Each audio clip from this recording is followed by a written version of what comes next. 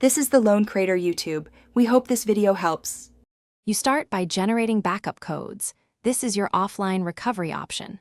First, confirm you're signed into the correct Google account, then navigate to Security and two-step verification. Once there, select Backup Codes and click Generate. Make sure to download or print immediately. These codes are one-time use. If you lose your phone, these codes let you sign in. Keep them somewhere secure, like a locked drawer or encrypted password manager, because they bypass the authenticator. Now store and verify the codes so they actually work when needed. Put the list into an encrypted password manager or print and store the paper copy in a safe place. Do not email them. Once stored, test one code. Sign out of your Google account on a non-critical device and sign back in using a backup code when prompted. This confirms you copied them correctly.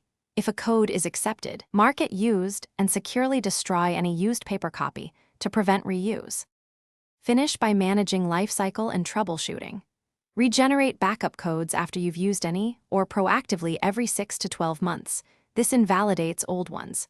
If you get locked out, try any unused code first, then follow Google's account recovery steps. Have account details ready, like when you created it and recent passwords.